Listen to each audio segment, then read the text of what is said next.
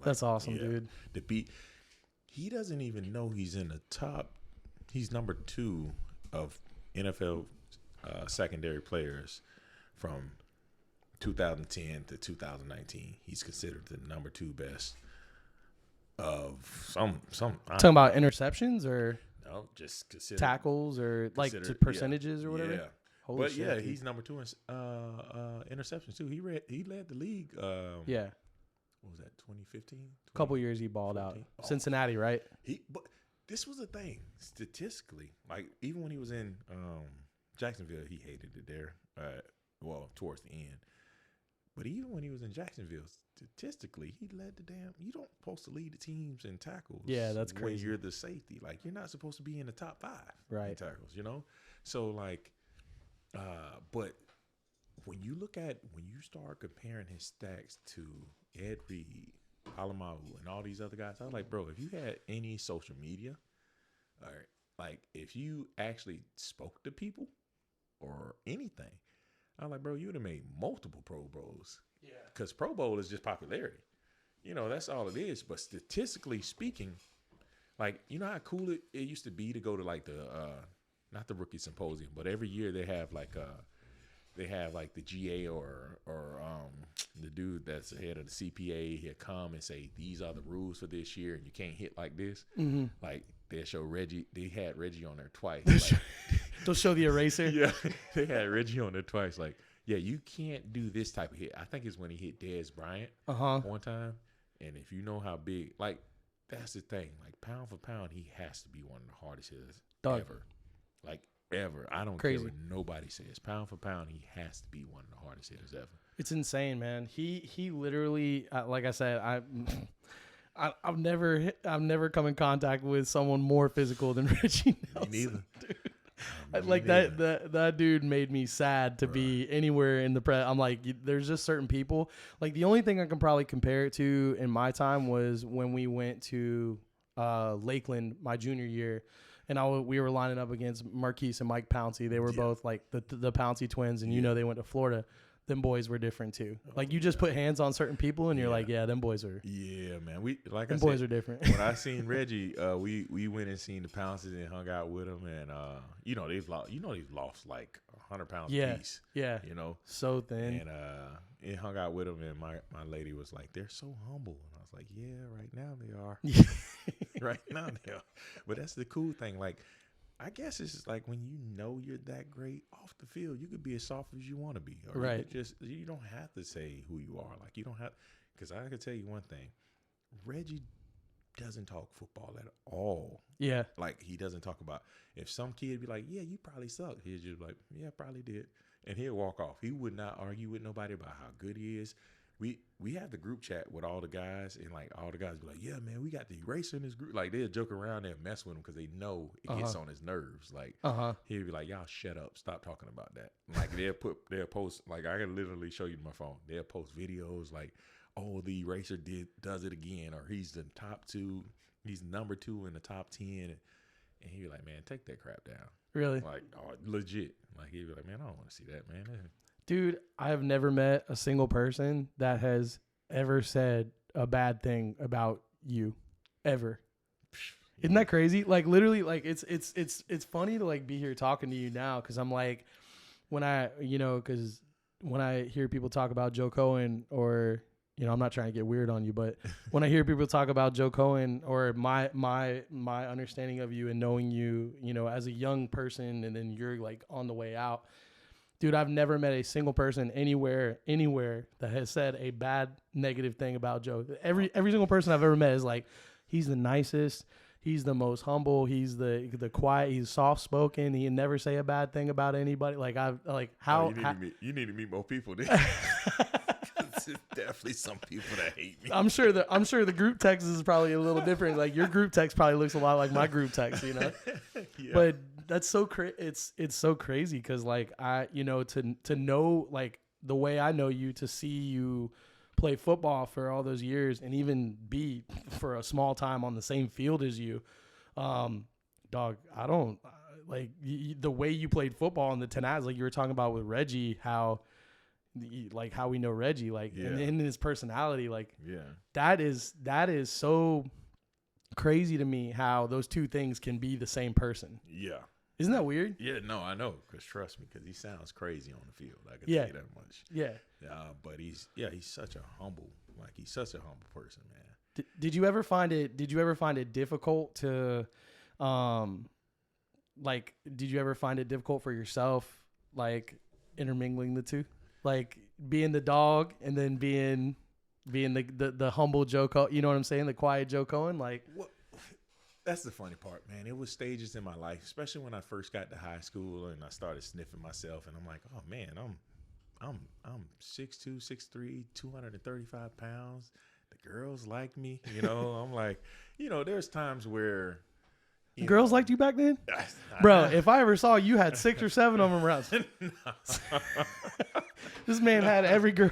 This man had every girl in the high school around. No, talking to them girls liked you now. No, so it's just like there were times where it's like, you know, I had to get humbled a few times, you know, because there's times in your life where things come at you fast and you don't know how to take it in, you don't know how to soak it in, and it goes to your head.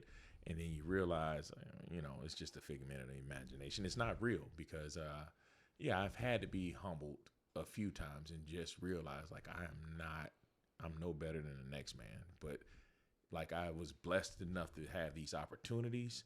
And sometimes these opportunities came at me too fast. And they were sometimes bigger than life or bigger than what I thought it should be. And as a young man, those things would kind of get to my head. Not to the point where I down anyone, but to the point it's like, you know, I'll be overwhelmed or I'm like, okay, man, I must really be this, whatever this is that's coming at me. And then, you know, it usually was probably my mom. Now I get why she would be so tough on me, but it was probably usually my mom that kind of humbled me and like kind of kept me grounded at times, you know, because she would kind of give me that reality check, like, boy, you ain't jack. Like, moms have a good way of doing that. You know what I'm saying? So, yeah, so thank God for, you know, because I could have definitely, I've definitely gotten beside myself before, but it's definitely a blessing to have someone that can keep you grounded or bring you back down to earth, you know? Yeah, for sure. Especially when you're someone like you, man, where you got, you know, all these high school coaches, all these adults in your life, because at that time you're young, you're still a kid, man. We're still kids at that point, and you got all these adults and all these people, and they have ideas for you. They have, you know what I'm saying? They have things and ways to put you in a certain position, and they, you know, everybody's got big ideas for what Joe's gonna be and all that. And like at the time, you're still a kid. Like we forget, man. Like coaching ball now and like seeing some of these kids, man. It's like I don't even know how some of them even do it today, because it's like they're like literally we're talking transfer portal as sophomores in high school and like make big announcements and all. And like I'm not trying to like disparage anybody on that, but it's like, dude, that's a kid. Yeah. It's a kid, man. Yeah. And we have all these adults in and around these kids that have ideas for where they should be and opinions and this and that. And it's like, no, they got to be a kid, man. You got to still have that part of it where like I'm a sophomore in high school. I'm a junior in high school. Like, you know what I'm saying? You know, it was the first time I went through depression is rolling into my senior year, because I'm just looking back on my whole high school career. And I don't remember none of it because I kept being pulled every which way. Like, you know, either I was at work or at football practice, or I was on the phone with someone talking about where I'm going to go to school. I was on the newspaper. I was in the newspaper. And it got tiring. It stopped becoming fun for a minute. And like, I just wanted to soak it in. I remember winning state my last year and I had no emotions towards it. And I was just like, man, I missed out on so much. Like, I look back at my high school days and I was like, I didn't make friends outside of football. I didn't make friends outside of sports like that. Like, I think about the friends I had, they were from elementary. They were from junior high. They were from Pop Warner football. Like right now, if I say something about football right now on my Facebook page, it would be all my buddies that I played with when I was 11 and they were 14, 15, because I was too big to play with 11. Yeah. It would be all of them. They would comment. They would say something on my page, and it's just like, it's just like, man, I missed out on so much. I actually, I write poetry a lot, and I got a poem called Before I Was Him. And it just talks about like, I was just a kid wanting to be a kid, but everybody really had these plans. Like my family started calling from Miami. Oh, you're going to be a hurricane. And then my mom, she's from Miami. We're from Miami. So she was like, oh, we're going to be a hurricane. And I remember telling her like, no, I'm not. I'm not going down there. It's too crazy. I hated going down there as a kid. Why would I go to college there? So like it was too fast for me. I didn't want to be around that crowd. And like even when only reason I took the visits to the hurricane is just like so my mom could see the campus. But other than that, I was like, I'm not going there. Not a fan of Coral Gables. No, not at all. Like it's too small, man. But I tell you, the seafood restaurant they took us to, I almost changed my mind, man. That food will do that to them big boys.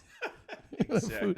that food will do that to them big boys. Exactly. It was kind of the same thing. I actually visited Southern Miss at Hattiesburg, and I'm kind of like, if I had a do-over, I think I would have left the state. I think I would have went there because I was scared. So I had Bright Future scholarships. I had different things. So I had like money other ways, which I think made me more valuable. But that's a different discussion. But, when I visited Hattiesburg, it was like, dude, it was like football town, dude. Yeah. There's nothing else there. Yeah. Southern Miss, like that's it. And the same thing, going to the restaurants, and it was like, oh, food's on us, like home cooked, all this. And I'm like, man, I feel like I missed the boat going there, but don't tell FAU that, but. No, hey, listen, my stepmom, God rest her soul, she used to live in Hattiesburg, and her mom lived in, I think, Columbus, Mississippi. But this is when I realized Golden Corral is totally different depending on wherever you go. So Mississippi Golden Corral, when I say they had some ribs, they had some collard greens, they had some real mac and cheese. Oh my gosh. Something different. I was like, oh my God. You had the guy back there just formulating the homemade recipe, right? Exactly. I was like, oh my gosh, this is some good food. And I hate Golden Corral. Dog, man, oh my gosh, it was so good. That's funny. Was it back to, because I think it's important what you were saying. It's like the burnout, right? It's really amazing to hear you talk about, because like when you won state, like I was there, like that's when I was there, and I was a jit. I was a little minnow at that time, but hearing you at that time essentially reach the pinnacle, like what we're trying to get back to as coaches now. It's like, dude, to hear you just be like, yeah, that's a thing. Like that to me is the essence of like, man, when I spend any amount of time in front of these kids now and talking to them, I'm like, that's the thing I worry about the most with this, like, hey, coach, I'm thinking about going to EG. I'm thinking about going to Cocoa. I'm thinking about I'm a transfer. I'm a freshman. Maybe I get a shot here. Maybe I get a shot there. I'm like, no, bro, you need to stay right where you're at and and water the grass right where you're at. Yeah. You know what I mean? Yeah. And the only thing that fucks that up, in my opinion, is all the adults all around that have all these, these put their 2 cents in. Yes. Yes. The thing about this transferring, it doesn't build character. Like, I feel like this. If I was an NFL coach, by the time I get to the draft, if it's not Myles Garrett, right? If it's not one of those elite, because in every position, you're going to have probably 3 elite guys, right? Everybody else by that time, when they're getting ready for the draft, if they're potentially drafted, damn near about at the same level. Let's just be real. You don't have 10 Reggie Nelsons in the draft. If you got 3, that's a pretty cool draft, right? Mm-hmm. You get to see those highlights. You get to see that type of caliber player, right? So if I'm an NFL coach, what I'm looking at now is like, man, let me check out how many times this kid transferred. Wow. Yeah, man. Let's see if he can just take accountability. Let's see if he could be coached. Let's see if it's just about the money. Let's see what it's really about, because I know I could find another one of him, Mm-hmm. So the loyalty thing for me, and then another thing, when you're in high school, I don't want to be like, hey, yeah, I live in Palm Bay, but Coco is my alumni. No offense to Coco, because Coco is a great, like, bro, what Coco has done, mm-hmm. the formula that they have. Yeah. Like we just spoke about it before we got on the mic, as far as the coaching staff, they got James Foston. Yep. Like, that is the guy.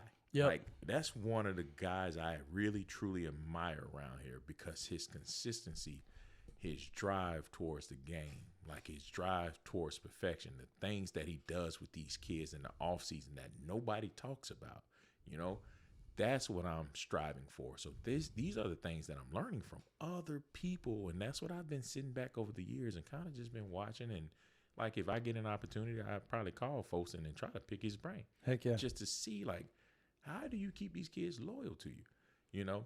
But loyalty or being able to play for your hometown and say, hey, this is what we did. I played for Palm Bay High. I didn't go to Mel High. I didn't go to Cocoa. I didn't transfer because things didn't look good. Because I stayed home. I made the best of it. Yeah, I probably didn't start until my senior year, but the guy in front of me taught me so much. I got to rotate with him my junior year. I got that much better because I had to work harder to get in front of him or play with him. I think people forget that part of the game. 100%. This whole transferring because, oh, man, I ain't getting the reps I want. Well, you ain't getting the reps you want because in college they're not playing favoritism. This person is actually just better than you. That's right. Yeah. It's not. This is no longer favoritism. This is not daddy's ball. Mm-hmm. You know what I'm saying? I get if you get in a situation where it's daddy's ball, then you in the community need to remove daddy from that field. Sure. You know, there shouldn't be daddy's ball by the time you get to high school. It shouldn't be daddy's ball at all. Let's just be clear on that. Mm-hmm. But by the time you get to high school, it shouldn't be daddy's ball. The dad I admire most that was a head coach is Kevin Mays. Like, I am back working with Kevin Mays because I've watched his formula. I've watched how he's prepared. I've watched how tough he was on his own son.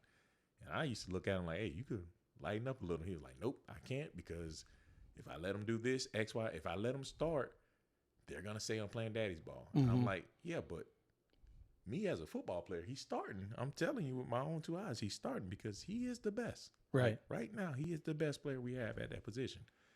And it's just, you know, with this game, man, it's just so much that goes into it. It really is. There's so much that goes into it. And it's like, once you start adding the transfer portal into it, it just messes up the game. I've actually talked about this in different conversations where it's like football to me, you know, like we said a little bit earlier, is like we're looking at just so we're clear, we're looking at two very different football players. No, you know what I'm saying? We're looking at two different athletes here, okay? Let's just be clear about that. So, no, but like for me, when you look at the adversity that football creates for you, like I'm not talking real life adversity. I'm talking like game adversity, right? Mm-hmm. You go through, like me, like I didn't start until my junior year, right? But I snapped, I rotated, all that, you know, whatever. And so I had the opportunity to go to Bayside. I was zoned for Bayside. I went to Palm Bay, not because it was easy, but because it was hard. And I wanted to be around winning culture. Like, I'm like, I want to be around the best guys. Like at that time, I'm watching, like I told you earlier, you and Mike DeGoria were like my favorite players at that time to watch play. And I'm like, damn, bro, like I want to be like those guys. Even if I don't ever get a chance to be, I'm like, that's just like, and I feel like those are the things, like getting on the field and then being there. I'm like getting my ass whooped by those guys, you know, and like that kind of stuff. That shit is really hard to go through as a kid, you know, whatever.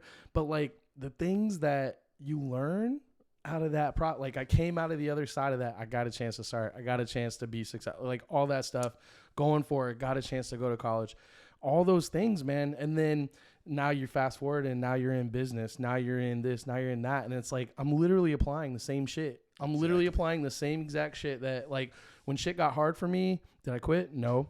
I kept going, kept pushing, got to the other side of it. When you face real adversity in life, it's like there is no transfer portal, dog. Exactly. You know what I'm saying?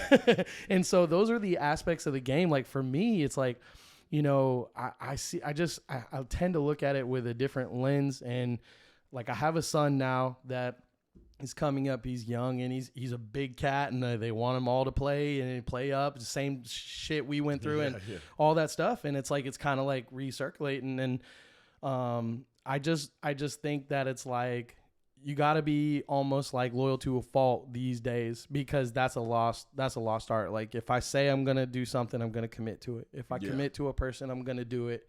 And like you said, like, it's amazing that you would say that as a coach, because I feel like as a business owner, as a manager, as a boss, as a friend, as anything, I would look at the same time. How many times has my friend said some dumb shit that I don't need? Well, then I might not need that friend. Yeah. You know what I'm saying? Or if I'm a business owner and I'm like, yo, they just always like flip flopping, they're not, whatever, then like, I don't need that person to work for me.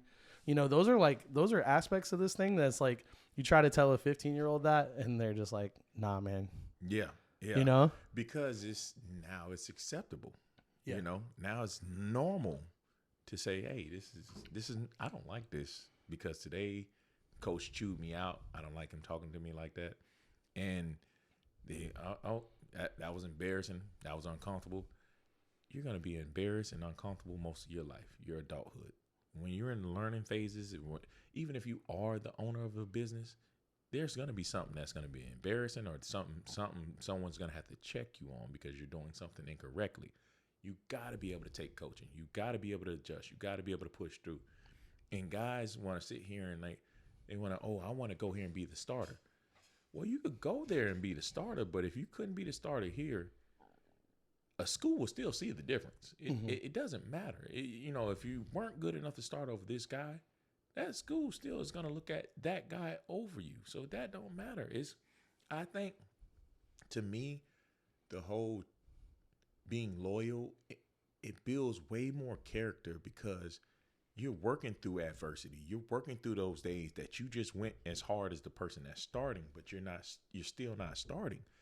But it builds character, because when your card is pulled, you're going to get up there and you're going to play to the best of your ability. You get what I'm saying? You're going to play your ass off, because you've been practicing over and over. And another thing people don't get is, when I played at Florida, man, we had a 2-man rotation. Me and Big Steve Harris, we rotated, and like, we had a number, like, meaning, hey, big bro, I could go 6 to 8 plays, 100 miles per hour. That means I would not slack off on film. Meaning, if that ball goes 30 yards down the field, I'm going to chase it for them 30 yards, right? Mm-hmm. And he knew my number. And then I give him, the head tap. I give him one of these shortly before I'm about to tap out. And we will rotate. And you know what the scout said? Oh, he has a motor. No, the hell I don't. It looked like I got a motor.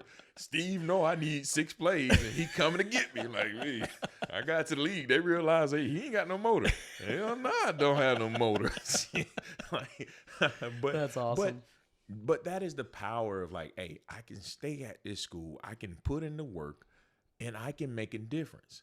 You got IMG. They had a third or fourth string running back that got Division I offers. I get it's IMG, but that can be said for Coco. That could be said for other schools. Once you build that program, like, that's another thing. If you build a program and people get to come and see you, even if you're on kickoff return, you'll be surprised how people are, looking for that caliber of player that's just giving it 100%. Yeah. Even if you're only getting in on nickel packages or whatever the case may be. If you're getting in 20 plays a game, and out of them 20 plays, you're making 4 plays, or you're making something happen 4 times, that's a high percentage of making stuff happen. That's still a highlight film. Mm-hmm. You're still able to put film up of great footwork, great tackling form, and all of these things. And I think people sleep on the tools that you need to play Division I. You can play 20 snaps and don't have nothing happen. Mm-hmm. You play a whole game and don't have nothing happen. So you could be the starter somewhere else, and they have a horrible defense, a horrible package, or they're playing you incorrectly. Like, my point is, stick with where you're at and just grind through the process. Because even if it is other guys around you that's starting right now, you don't know when your card is going to be pulled. That's right. And there's things like, this is what I feel like is really hard as a kid. Like, and I'm sure it was a different process for you, but you understand now as adult, there are things at work outside of you that are happening, like, that you don't even see or understand, like, at the time. Like I think about that, and I see it now as a coach on the other side, where it's like we're talking about recruiting earlier, we're talking about those conversations, are those gatekeepers, or those adults having the conversation with recruiters, what is happening, right? And then you've got everybody on the outside of that has a 2-cent opinion on where little Timmy or little Tommy or little Jaquan or little whoever should be playing. And, you know, you got all this like influence, and everybody feels compelled to like share their opinion on that shit now. And it's like, there's so much more of that now. And I think as a kid, like you don't really see, well, maybe more, you see more of the outside influence, and maybe that has a part of it. But I think what's important to recognize is like, let's be honest. In high school, you should be playing football because it's fun. Yeah. Like you should like let's be real about it. All right. I understand that you know it's gonna get you out of your position. It's gonna get you rich. It's gonna do all like whatever. Like you should be playing football because it's fun. 2, like if you're gifted enough to play in a place like Florida where we're at or whatever, and you've got great football all around you, then like you should be playing for the coaches and for the place that are 100% going to have your back and be transparent with you. 100%. Exactly. Like I've not spent any time bullshitting no kid anywhere, everywhere. I know you wouldn't either, you know? So like, that's a thing. It's like, if it's like, I desire to play this, like I've literally told kids like, hey man, you want to be in this position. You want to be that 2I next year. You want to be that guy. Like, I need you in the weight room. I need you in the field. I need you on the hill. These are and listen, we're going to do it together. Like you want that, you know, my number. I got you, you know, but like, this is what I'm going to need out of you. So you make that commitment, you do that, we're going to get there. We are going to get there. You know what I'm saying? Yeah. And that to me is like, there's more people on the outside that want to go, oh, well, fuck that coach isn't playing him because of X, Y, Z, or, you know, just go here and then it'll be this or that, instead of like, no, like we as adults, like we need to do better about like lifting up these kids, even the not so great ones, like, because at the end of the day, man, football in high school is fun. Like, and there's a whole lot of competition to it. And of course we want to create winning culture and all that, but all the aspects of what makes football great, the team sport, the camaraderie, all that stuff, all that shit starts to go away when it only becomes about me and winning and being number one and all that. You know what I'm saying? Yeah. I wish there was a way to get high school football back to pure football, because it is the last stage of pure football, you know. Dude, it's the last time I played football where it was fun. Other than, like I said, when I was traveling with fire department and drinking my ass off and partying. But that's a different type of fun. That's like I got to travel to LA to party. I wasn't trying to, if football wasn't fun, we were just drunk. But you know what I'm saying? Exactly. But like literally, dude, like high school, and that's why I'm saying that. I'm not saying it wasn't competitive and all that, but you know, you can't go play football at Palm Bay High and it not be competitive. Like not in our day, but you know, like that's the last time it was really fun, man. Exactly. But that's changed now, because they're treating these high school kids like they're business partners or like they're on a contract or something. So like it takes away the pureness of football when it's supposed to be legit fun. Like, hey, I don't care what nobody say. Like, one of the coolest things is outside of practice is everybody coming to my house. And my mom making us brownies or whatever. We had other parents, like I don't know if you remember Mrs. Irvin. Yep. Yeah, I do. Chandler's mom. Yep. She used to make these. Hey, to this day, she still make me these brownies, where it's caramel and whatever. But like just the camaraderie and like the brotherhood. Like, how can we be brothers if you keep switching up on me? Like, the fact that I can't really trust that you're gonna be here next year sucks. Like, I don't even want to know what that feels like. Like, when I was at Palm Bay High, I don't recall people transferring. We had guys that knew they weren't gonna play. Yeah. But just happy to be on the team, happy to be a part of the process, happy to be on scout team. Like that's what it's all about, you know. It's about the brotherhood, because you get to go back, you know, like I know. If you with all your boys, and what's the one thing you're gonna talk about? High school football. That's right. And we want to know one thing else. Yep. When you get to the NFL, what's the one thing they talk about in the locker room? High school football. High school That's football. right. Frank Gore. Hey, Yep. yeah. You know, we had a team. I rushed for such and such on Carroll City, and they was like, hey, I was like, yeah, you know, I played for Palm Bay. They were like, what? They was like, you had that, y'all had that one big running back, man. I was like, yeah, that was me.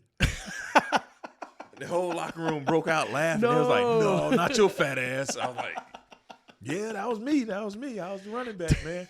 And it's crazy because you're in the NFL and you're literally still talking about high school football because it's like, it is the purest form of football there is. Like, you're at the age now where you can teach really the true fundamentals and the core values of this game before you send them off into the real world. Because let's be real, if you have 20 seniors, if 3 of them go to college for football, that's pretty cool. You've done a great job. You've done a great job. Mm-hmm. But let's get these kids ready for the working world. And that's what, like, you know, it does transition. Like, I went through some hard stuff after football. Like, I went through a horrible divorce. I went through some craziness. And if I didn't have the mental strength that I had from Mickey Marotti's off-season programs, because that's where you get the toughness to go through the season.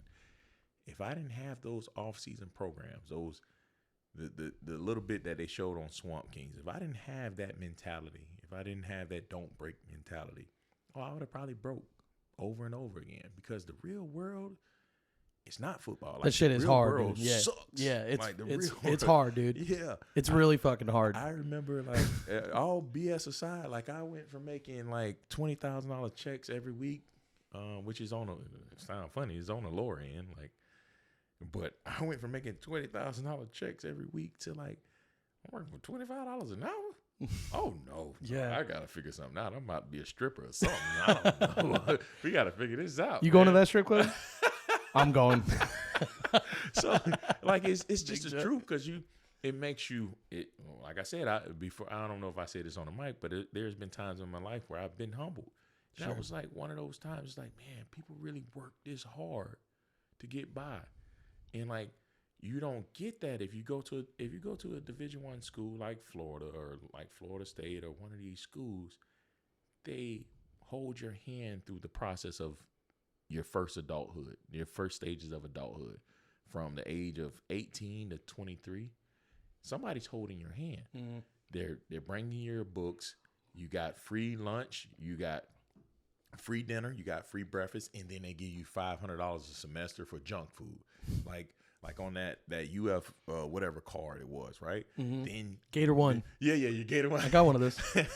Your Gator One, right? And then like your equipment, like they put it together for you. You get new shoes every week, and you get this, that, and the other. Your vitamins, your proteins, your schedule is already set.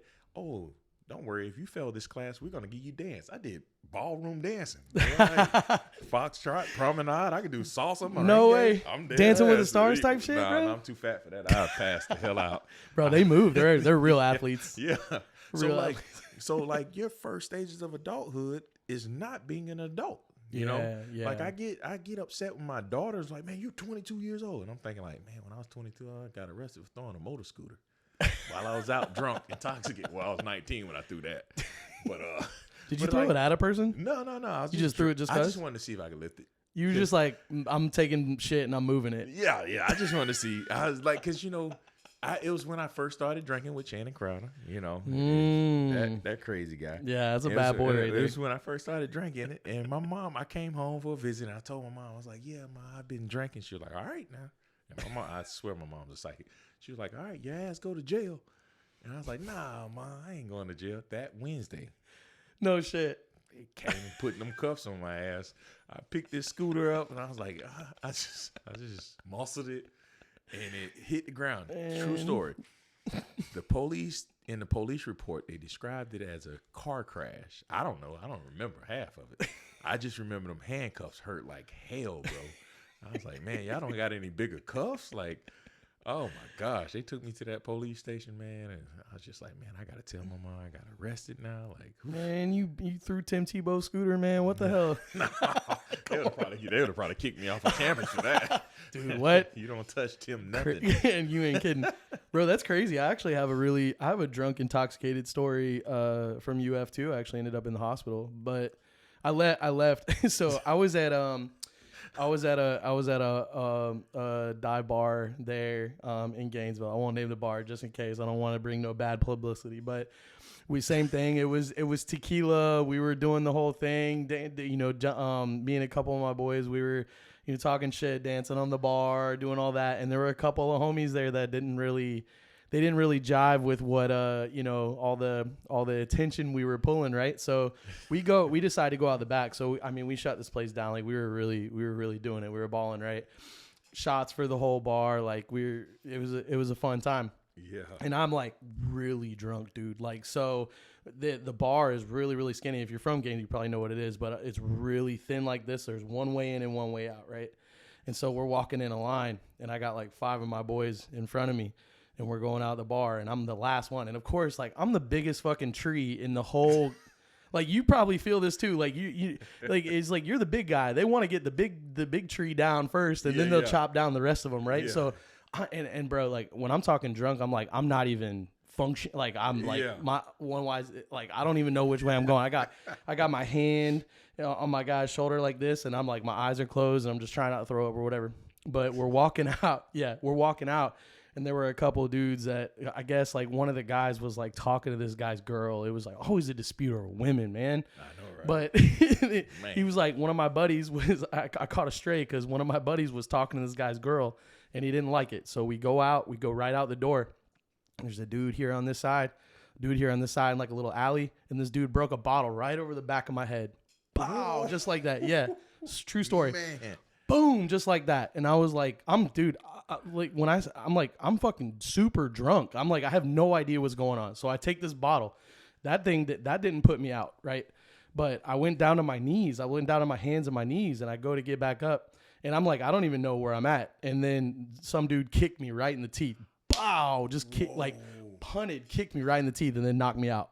Oh, and so the next thing, yeah. So they kind of jumped us as we were coming out of the thing.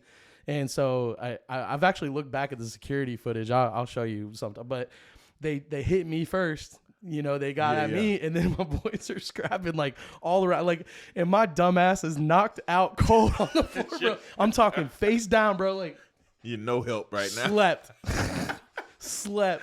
And my boys are scrapping all around me in this little ass alleyway or whatever. Yeah. And so like, I'm my dumbass. I wake up and I'm actually in the back of the ambulance, and I'm like, damn, bro, like, what happened? Did we win? What happened? Did we win? And so I went up to Shan's, and then I was in Shan. They let me sober up, and then they let me go, thankfully. But that was the last time I partied in Gainesville. Yeah. I still got a little tooth like that, but yeah, I took a bottle to the back of the head and then a punt right to the teeth. And yeah, but did y'all win? We won. Okay, all right. No, we won. I mean, so personally, you took one for the team. Yeah, oh boy. But yeah, that's how it is. It's like being the big guy everywhere, man. People want to try you on some shit. I know you know. Yeah, no. They, you know what it is? They try me on social media. Like, it's happened a couple times. They were like, "Oh, I kick your ass," and I'm like, "Hey, it's Palm Bay.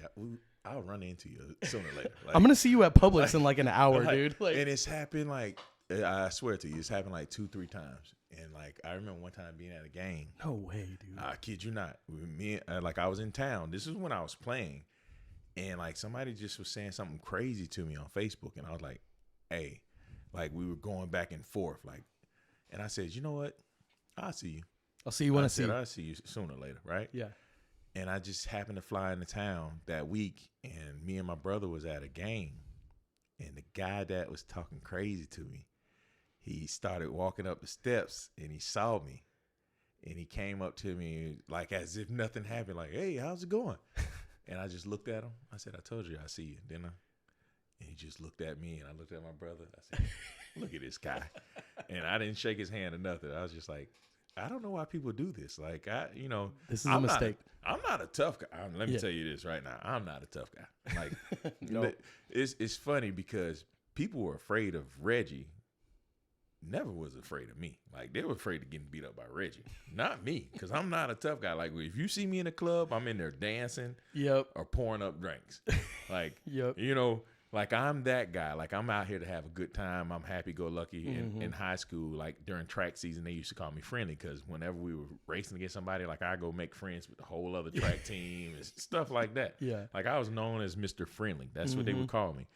And like nobody was afraid of me in high school. But when I got to college or something, I put up the tough guy act, but I'm not tough, bro. I'm like, I get it. I got a couple muscles, man. People are afraid of me. You're literally sitting in. I mean, in my opinion, you're sitting in one of the baddest locker rooms that there was at that time. I mean, in my opinion, that's just 2006 Florida, bro. Come on, bro. Oh, yeah. Come on, man. All them guys, them dudes that we were talking about, like you're talking headhunters everywhere. Oh yeah. Everywhere, and you're in that, and it's like I watched the Swamp Kings documentary as well, and I just as a football player, being in locker rooms and stuff, I'm like, I guarantee it's literally my wife will tell you, it's the first thing I said when it got over. I'm like, we saw, especially with the Aaron Hernandez, I'm like, we saw 2% of this story. Oh yeah. We saw 2% of this story. I guarantee it. And I'm like, I know there's a few people, and I actually named you. I'm like, I know Joe, I know Reggie, I know some of these people, like they know some shit, man. Oh, yeah. And that shit is not. Yeah. Hey, the Swamp King. You know what I mean? Let's see. The Swamp King, I legit would say, was the PG version of a rated R movie. Like it was.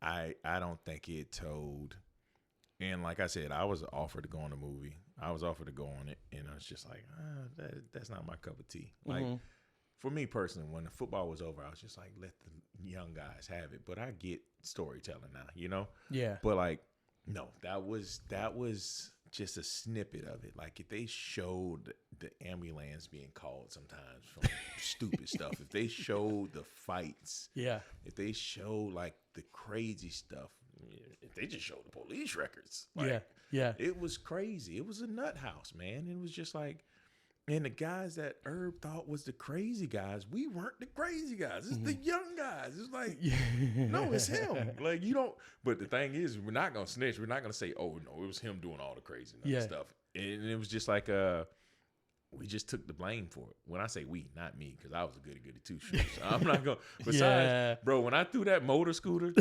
that's the only trouble I got into. After that, I was just known for dancing on campus. Like, no lie. I can see your King Kong looking ass. Yeah. Like, bro, hey, I'm dead. It's funny you say that. My boy Crumb made a they got the AI shit now. That's exactly what he made. He had a number 20 on it. I was like, bro, why did you do that, man?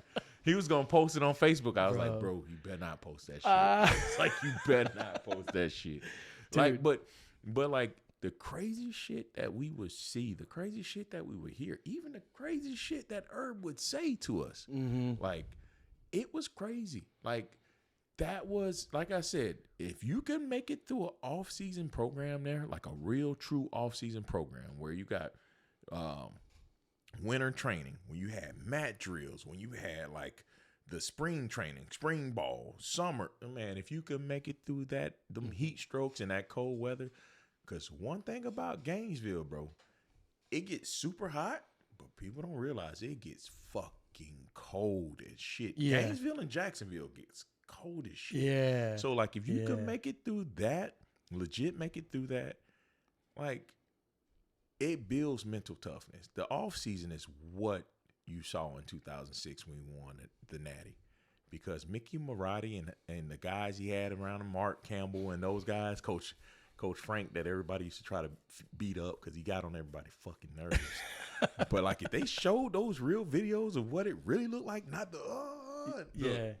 these videos, like if you had that fourth quarter, we had the fourth quarter or overtime mentality. You know how when you're done doing this crazy ass workout, not even after the St. Valentine's Day Massacre workout we have at 12:00, they'd be like, overtime, fourth quarter, overtime, or some shit where you got to do a whole nother workout. And if somebody quits, you start over. Man, one time, I'm not going to say no names, one person quit. The other person got up from his spot, walked up to him, and just punched him dead in the face. And nobody said nothing. Nobody did nothing, but got their ass back in line to do it again. Damn. And like, that person was out conscious. Like, I shit you not. We seen some crazy. That's nothing though. That is, when I say that is nothing, the shit was crazy. That's, you know what? I'm gonna blame your ass and maybe Reggie for some of that, because that's the first like some of that stuff is the first time that any of us had ever heard of, like, locking the gym doors and the garbage cans on the corners, and you just stadiums until you throw up, like that kind of shit, like throw up and just keep going. Like, bro, they started just bringing a little snippet of that back to where we were, like the circle drills and the towel drills, like all that. Yeah. That's the first time we started, like, is that competition type stuff. Yeah. And I fucking love it. Bro. I loved it then and I love it now. But, you know, like that's like, man, that's your fault, dude. You're probably bringing that shit back to Palm Bay, man. Oh yeah. No, I am. Oh, for sure. For sure I'm bringing that back to Palm Bay. That's awesome, dude. I won't even tell you how... Listen, I'm known for being the friendly guy, or at least I thought I was. I'm gonna tell you this: after years of therapy and all of that, I realized I was I wouldn't say the crazy guy, but I guess the crazy guy. Like, I thought I was just like this normal dude getting through college, and I'd be like, "Man, you seen Big Mo flip out today? You seen such and such trip out? You see?" And then I went through therapy. I was like, "Man, I used to trip a lot. I used to cuss coaches out." And like, or we did, I ain't gonna tell you what I used to say, but when we used to have to do stadium runs in the stadium, like they would make you go up and down the whole stadium. Talking about the swamp. The swamp. Woo. You want to talk about, hey, we will finish, let's say, Tebow, whatever time Tebow finished, just put a whole hour on top of that. Oh my God. And you want to talk about everybody had to wait. So whoever came in second to last, just put a whole another 20 minutes on that, because I didn't give two fucks. I was like, I don't care. Like, I'm not, hey, you think I'm lying? No. Ask Brandon Spikes or one of those guys.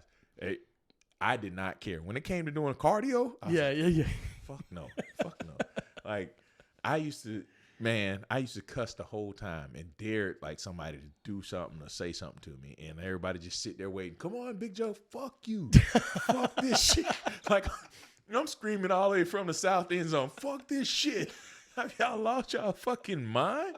What the fuck we doing out here? It's horrible. Like, I'm not doing this in a game. Why are we doing this? That's so funny. Like, bro, it used to be crazy. Like, yeah, I would have my moments, and like I said, going through therapy for 5 years, it was like, I'm the one that fucked up my career.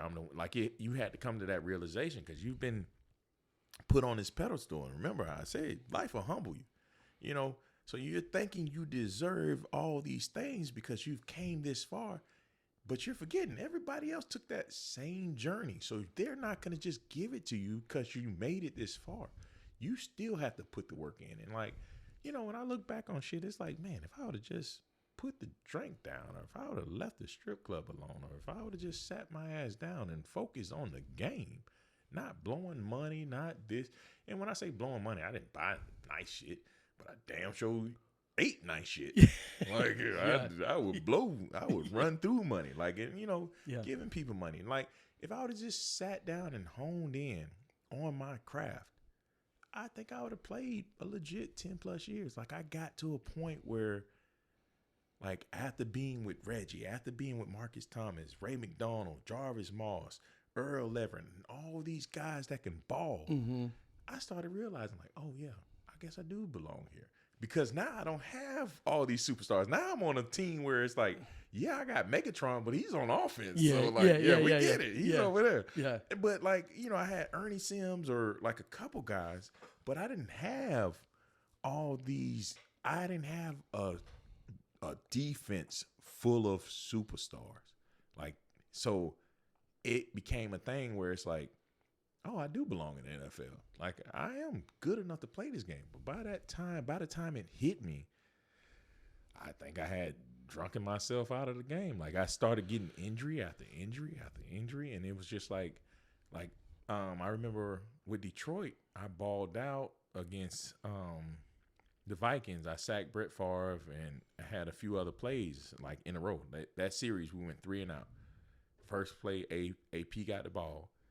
I made a tackle for 2-yard gain. Second play, sacked Brett Favre. Third play, batted the ball. And the GA came to me.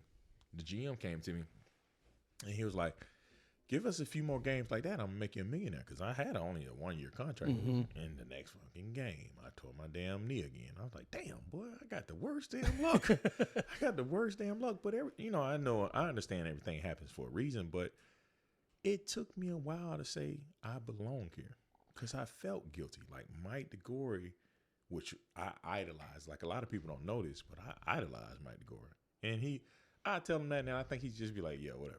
Shout out Mike DeGore, man. I play center because of Mike DeGore. So it's Gator legend. Love that guy. And it's not even the fact that he was the greatest. And I'm not saying this because this is my boy.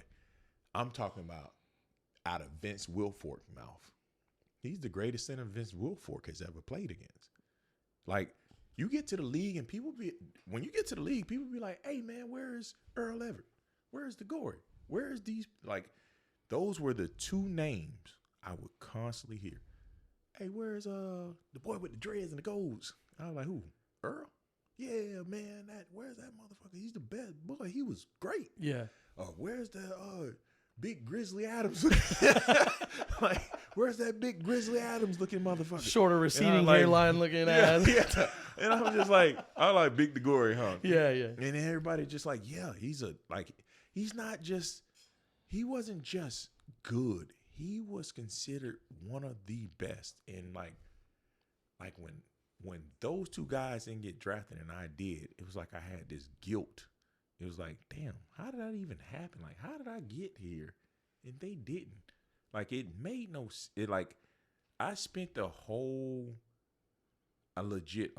year just like, well, this guy didn't get drafted.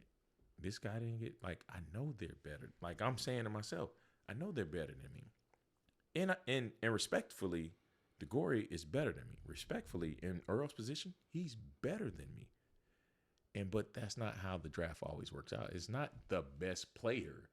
It's the best player for their position that they need. And then, I legit had guilt because it's like, man, my big bro DeGore is supposed to be here because that's who I idolize. That's the reason.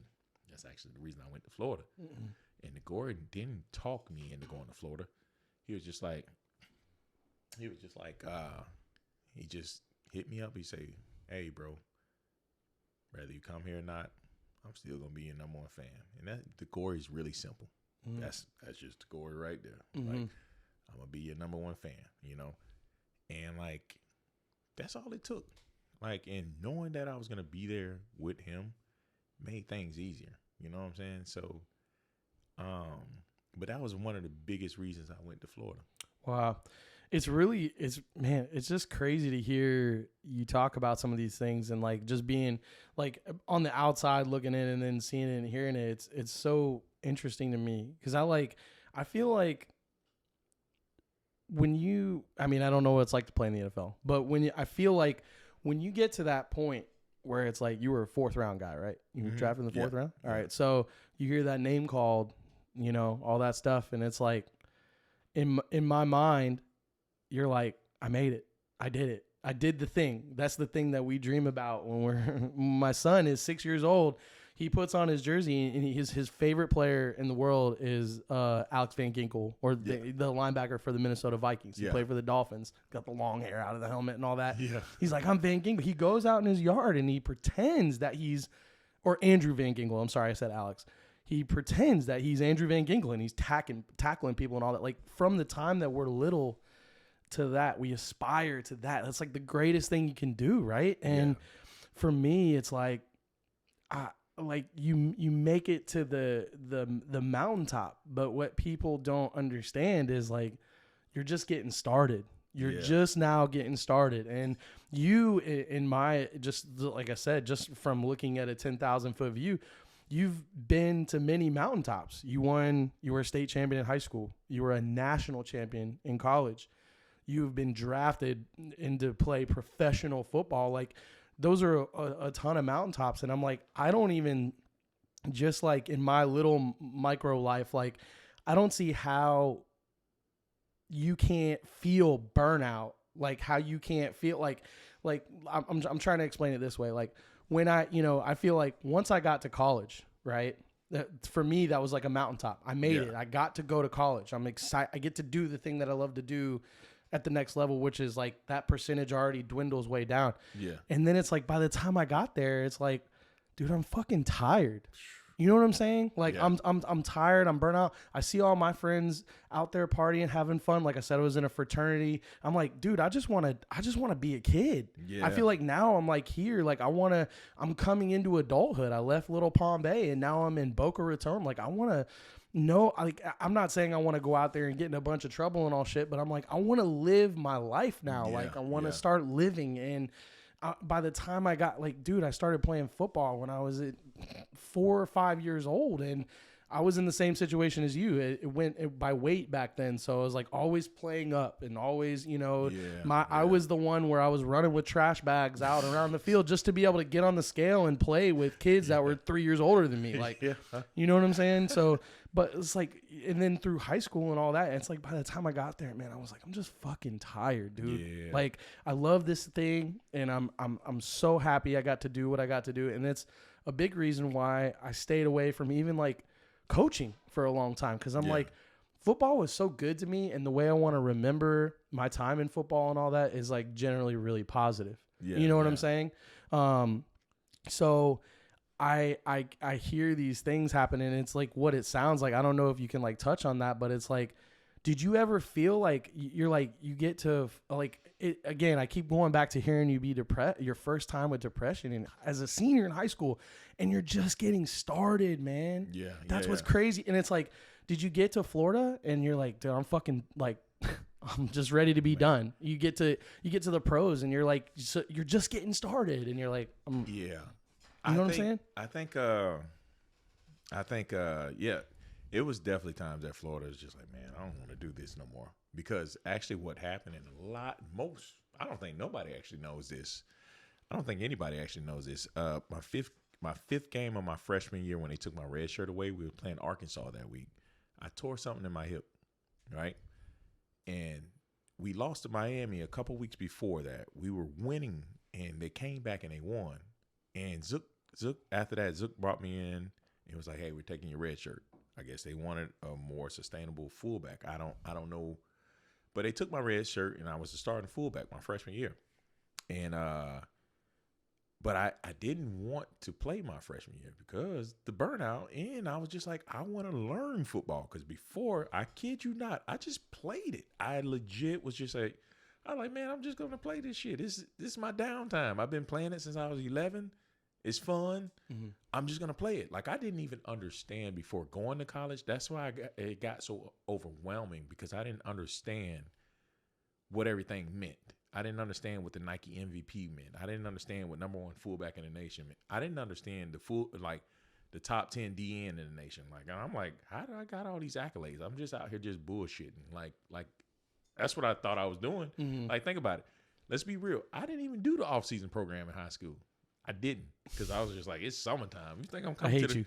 Like, no, I'm serious. I hate you so much. Text Bear and ask them. They used to all get annoyed with me and Reggie, because I was like, man, it's summertime. You think I'm about to come to Palm Bay High in the summer? Like, dude, the girls at the beach. Like, bro, Hell Week. Like, if you didn't come to Hell Week, bro. What was Hell Week? Hell Week was 2 days. Oh yeah, no, we did that. I did the 2 days, but I'm talking about the working out. I'm not doing that shit. That's why I used to be so tired in the fourth quarter. God, like, so man. Much. But when I got to college, I'm the one that asked for a red shirt. You know, my daughter was just born. I was going home every week to spend time with my daughter on the weekends, right? So I wanted the red shirt for that purpose, and I wanted the red shirt so I could learn football. True, like, honestly, I got into the weight room. It was the first time I really got into the weight room. Like, I was strong as shit in high school, but I never was like a weightlifter. Like, yeah, I didn't understand lifting weights. Mm-hmm. So it was like, when I got to college, it was a rude awakening, because it was like, oh, we got gassers. I remember gassers from Palm Bay, because we used to do it after practice. Uh-huh. But then they started naming all these workouts. I was like, what the hell is that shit? Like, so I was behind the 8 ball. I really was, like, you know, and like, so when I got there and I tried to get the red shirt and they took my red shirt away, I tore a muscle or something in my hip, and they thought I was lying for 2 years. They thought I was lying. They thought I was just trying to get a red shirt back. So for 2 years, I was in pain. I didn't squat anymore. My whole career, almost from my freshman year until like rolling into the NFL, I didn't squat.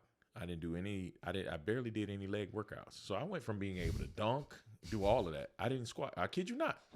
Till this day, I got 13 staples on this side, 11 on this side. Damn. Did not squat. I promise you. So they thought I was trying to get my red shirt back, and then I just would complain, and they would just give me injection after injection after injection. And then I went home on spring break one year, and this is when we first got Urban Meyer, and I was sleeping, and my mom the next morning she was like, "I heard you like moaning in your sleep, like in pain." I was like, "Yeah, I've been telling y'all for 2 years, like my hips hurt."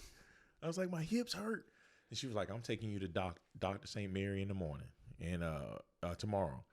So I went up to Dr. St. Mary, and he did the x-rays on my hip, and he was like, "I don't get how you're even walking." I was like, "Yeah, they give me injections to get through campus." Damn, son. Like I was doing Toradol just to get through campus. No lie. Like what I do in the game, they were doing that some days so I could get through campus. And then Urban Meyer found out that I had these injuries, and I had one growing on my left side. It was a bone spur, but you know bone spurs, they measure in centimeters. Right.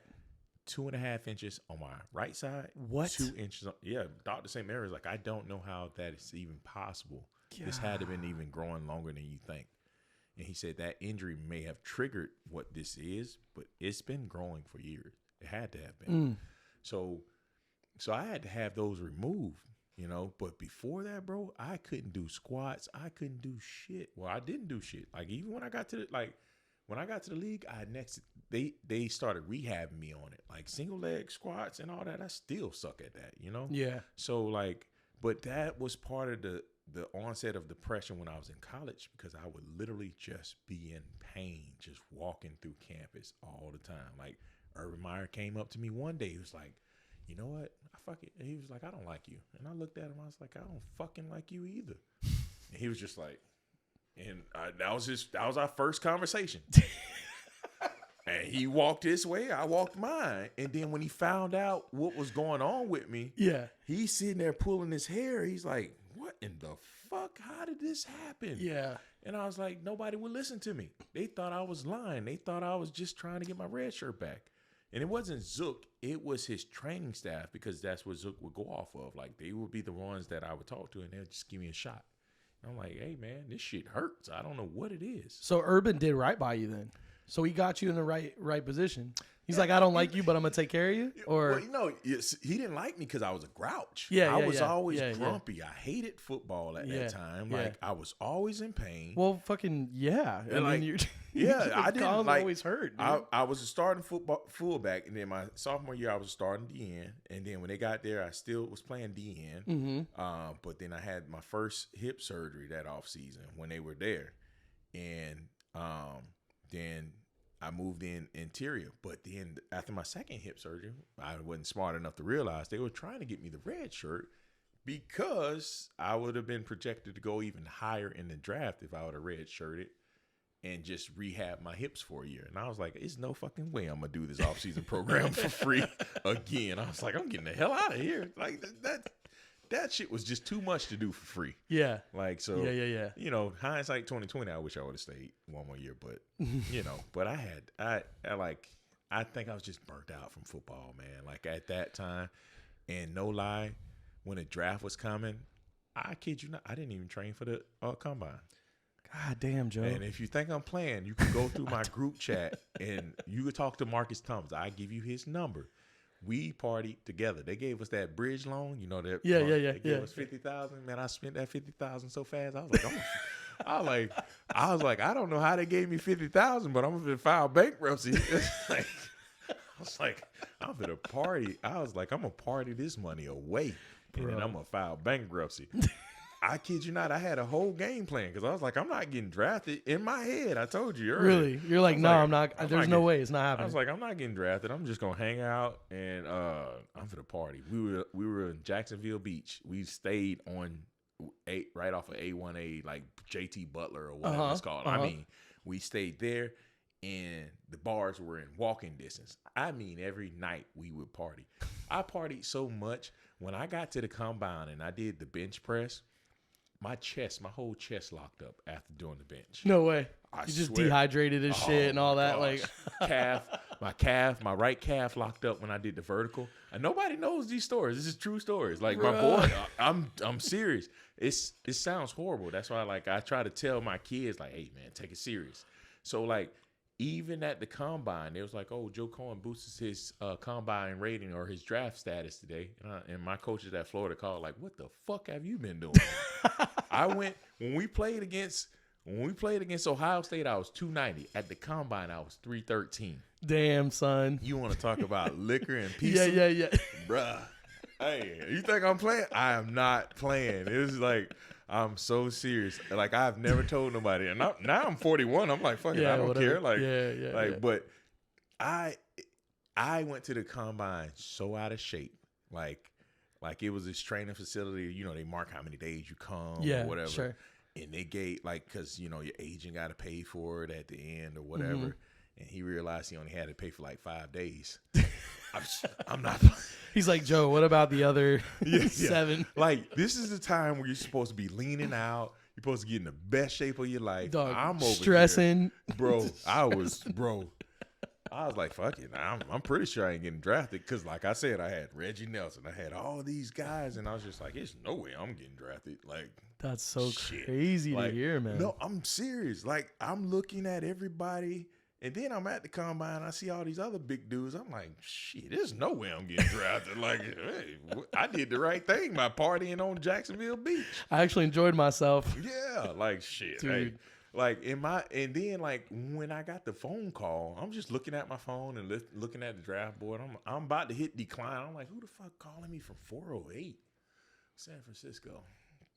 Because, you know, back then, it didn't tell you California. Nothing. I'm like, you're like, telemarketer? Nah, like, bro. Click. Bro, if you get a call from 408 these days, you're ignoring that shit, bro. I'm thinking it's probably a tab I walked out on or something. I'm like, that shit's going to voicemail, son. Yeah. Like, I'm legit just looking at the teleprompter. I'm like, huh. And then my little highlight came on, and there was like 49ers choose Joe Cohen. And I was like, oh, shit. All right. Well, I don't know how that happened, but hey. Who called you, GM? I think it was Nolan and the D-line coach, you know. But the crazy thing about the draft, this is how small of a world this is. What's my boy, man, out of Rockledge that played for Dallas and had that nice contract? Why can't I remember his dang name? Sorry, bro, if you're watching this. Gosh, he was more of a basketball player in high school, but he went off. Talking about our time or later? Yeah, our time. He graduated, I think, a year before me, but we ended up in the same draft class, right? Look it up. Can you look it up? Look it up. Yeah. Get in there. Man, he played at Rockledge. He was a beast at football. He graduated when? Your year, 04 or 04, 05? Or? He graduated. I graduated 03. He graduated, I think, 02. Or he might have graduated 03, but I'm pretty sure he graduated 02. Okay. And he was a beast. He was a beast at basketball, and he was good at football. He played for the Dallas Cowboys? He got a nice $28 million contract with Dallas Cowboys. And what happened was he just got multiple concussions, and he had to stop playing. But the crazy part is Atlanta Falcons called me the day before. And I was just like, I thought somebody was pranking me. And it was like, hey, Big Joe, man, because I did fly out to see the Falcons. And it was like, hey, man, listen, we're planning on calling you the first day. Just be by your phone. I said, you know, first day back then, that's first, second round. I'm like, nah, somebody fucking with me. Yeah. Nah. Getting pranked. I'm like, nah, that ain't happening. So like I'm waiting by my phone, and they didn't draft me. They ended up drafting him. And I still thought it was cool. I was like, dang, that's hometown. Like, Rockledge. Like, Rockledge, bro. Like, yeah, because a lot of people don't remember, man. Like, sorry, Merritt Island and Coco. Robinson? Yep. Who is it? Robinson. What's his name? Yep. My boy. What's his first name? Laurent Robinson. Yeah, Okay. Yeah. And they called him. Yeah, and I think they got him second round. Yeah. Second or third. Mm-hmm. And then they called me afterwards. And they called me after the first draft day. They was like, hey, big dog, man, we apologize, man. We really wanted you high in the draft. The picks just worked out where he was still available. And like, I'm like, I told the guy, I was like, hey, that's kind of pretty cool because that's my buddy from my hometown. Yeah. We used to play against each other in high school. Yeah. And they were like, all right, well, hey, just be by your phone tomorrow, man. We're gonna make this happen. And third round went, then fourth round came.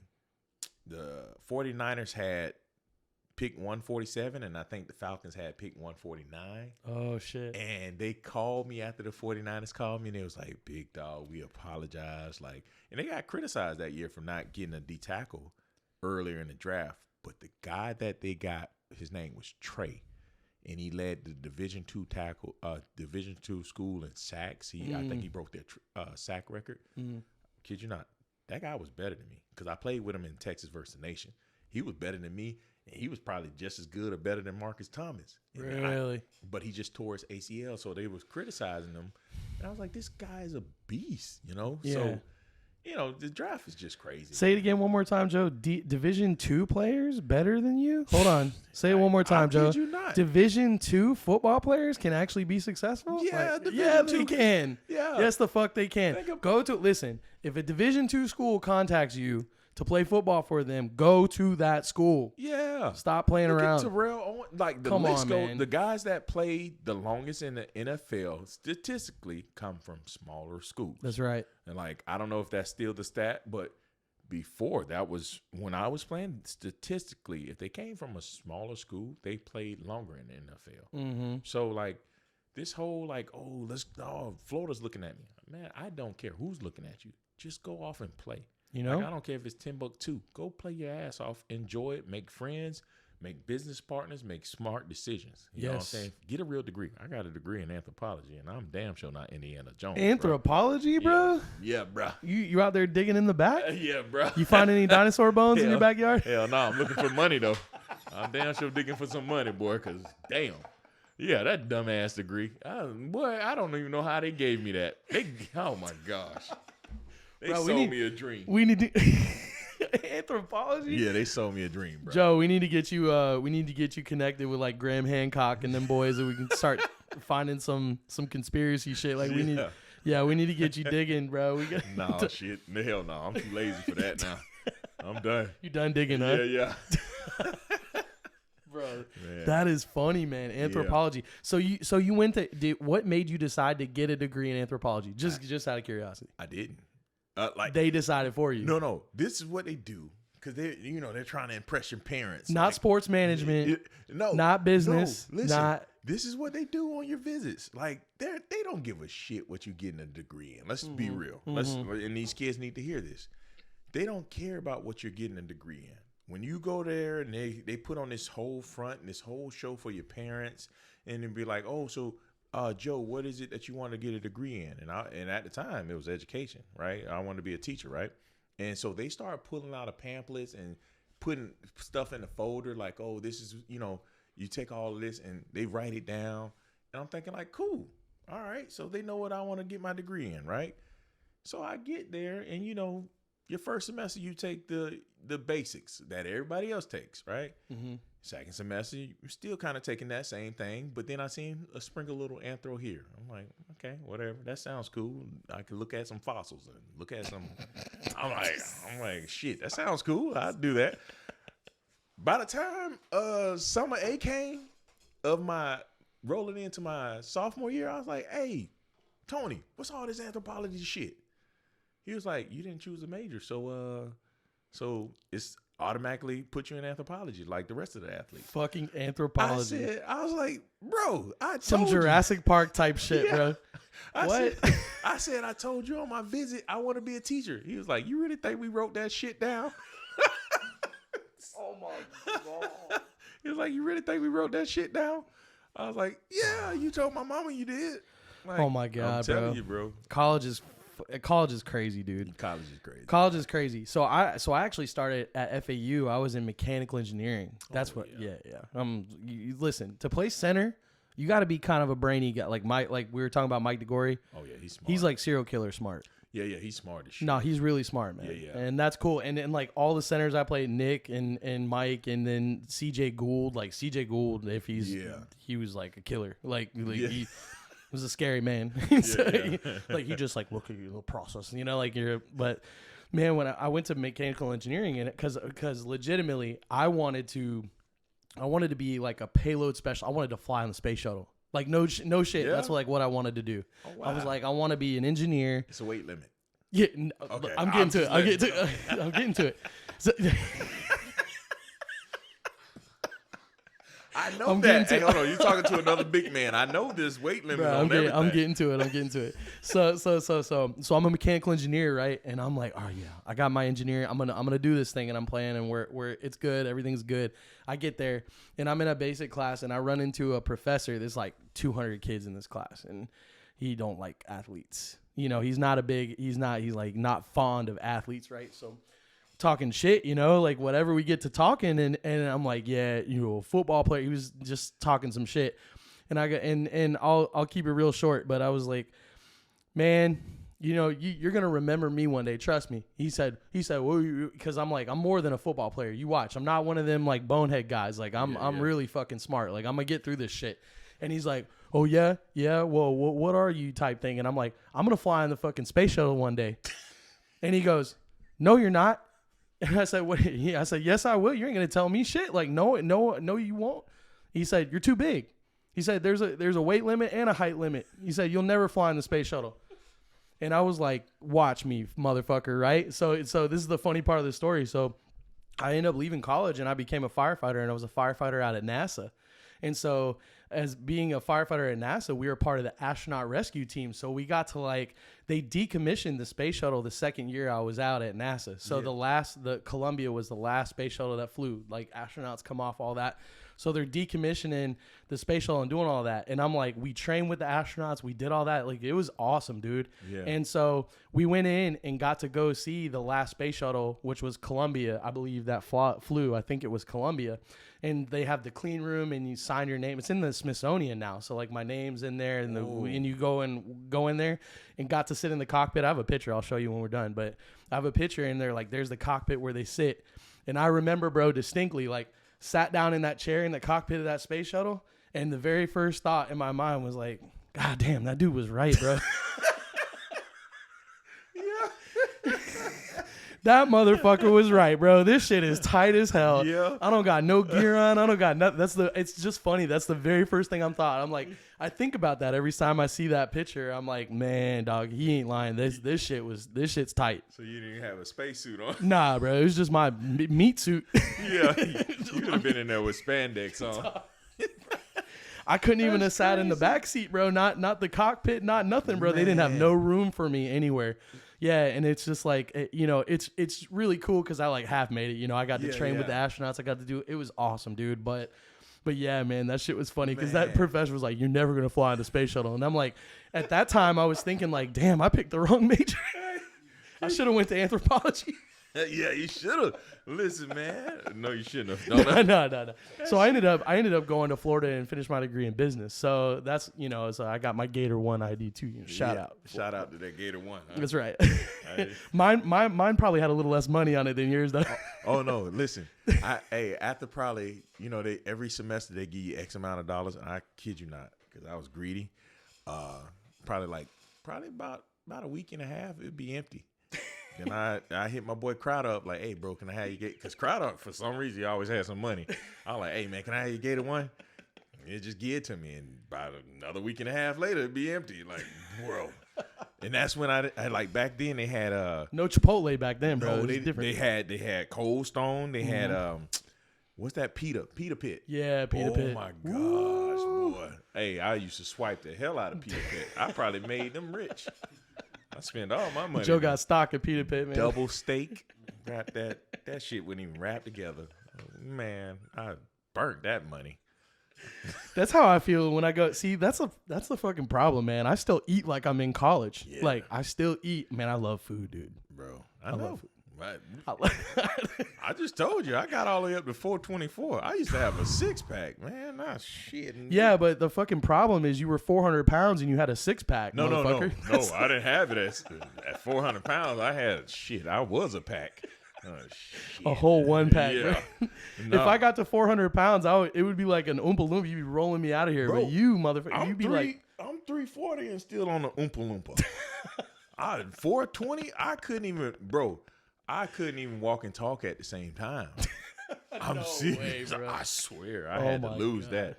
Oh my God. That's insane. But yeah, that's the thing. It's like all those things, you know, you're like, you can't, dude, I'm still eating like I'm in football. And like, nah, bro, you ain't doing that no more. Same thing when I was a fireman, you're like, it's okay. I'm burning all these calories. I'm still training. I'm doing all that stuff.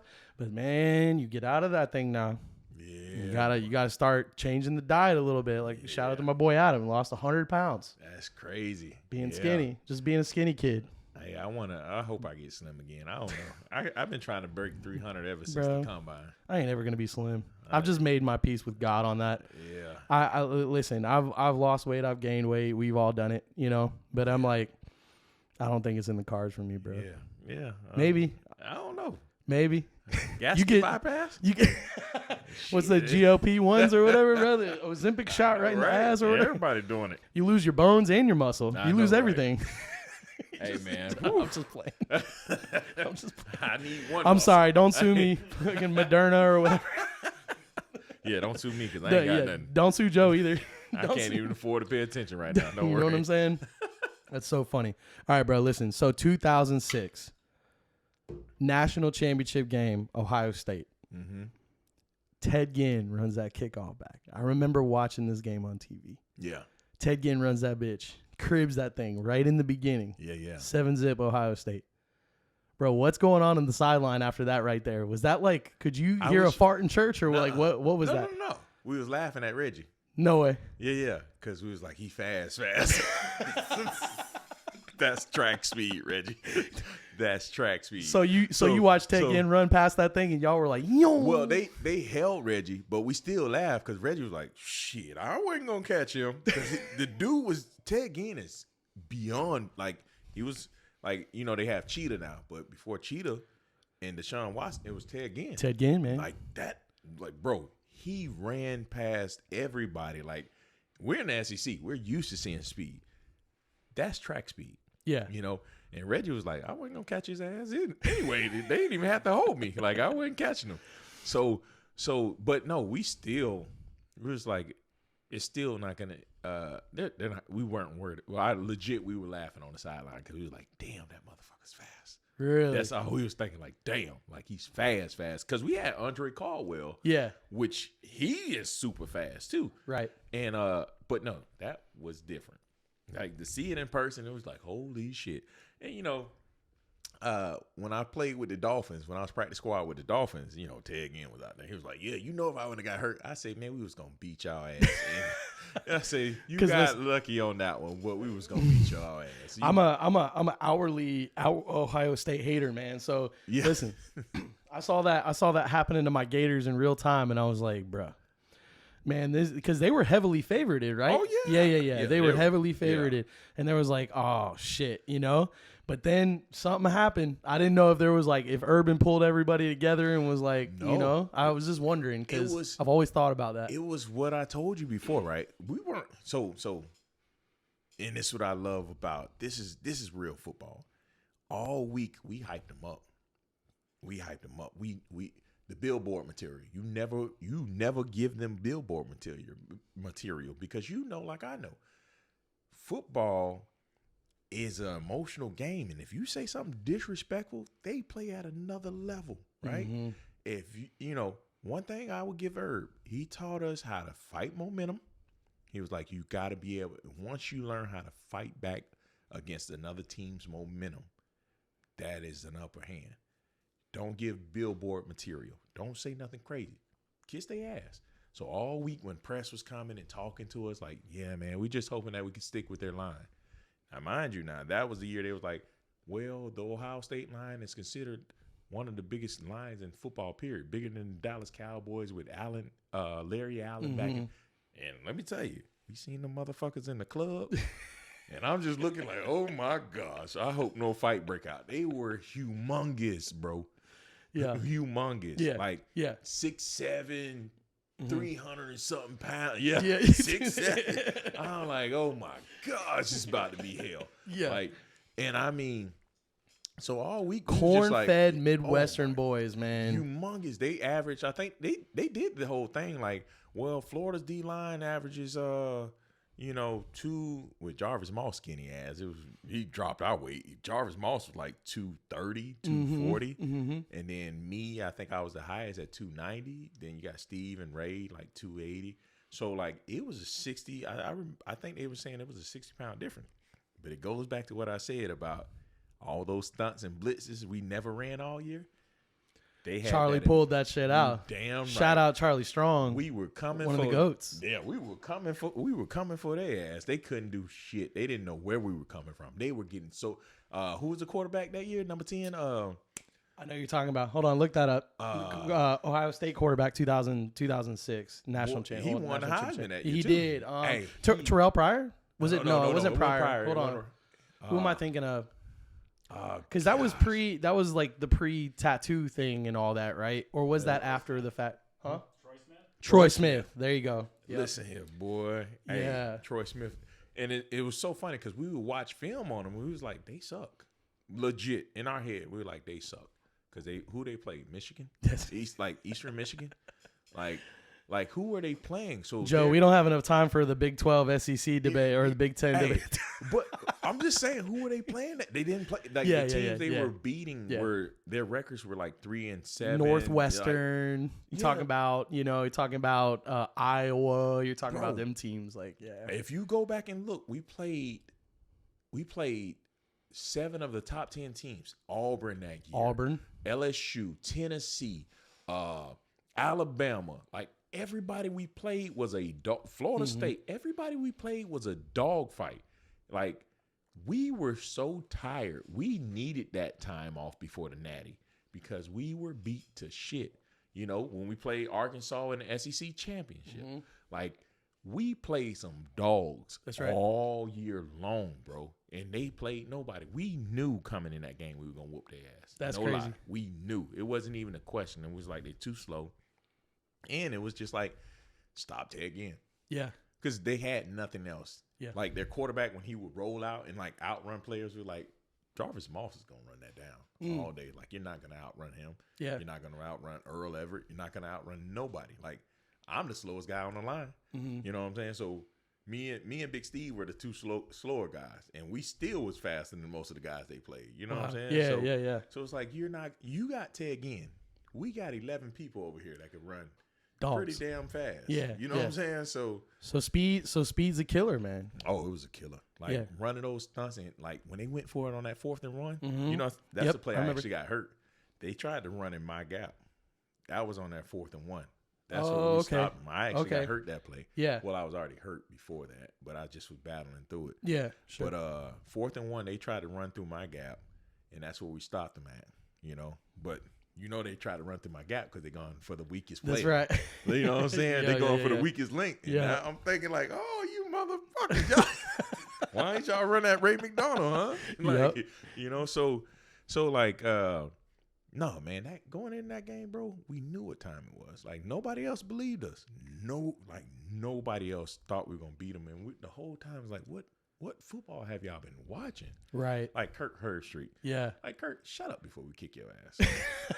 Like, stop talking, man. Like, you know, this is your team. We get it. You know nothing about what you're talking about. Like, you know, he hated us week in, week out, you know. It seems like it kind of it's like kind of like as much as things change, they stay the same. Because it's like even like when you talk about Florida and you listen to like who's the dude that's always doing he does the primetime games. I can't think of his name right now, but he, you know, it's like whenever they're talking about Florida, it's always like undermanned, smaller, that. Yeah. It's still even these days, like it's like, and you're talking about the Florida Gators, man. Come on now, you're talking about powerhouse, dude. Like, come on, not right now. Nah, we're you know, I don't know, bro. It's the trend.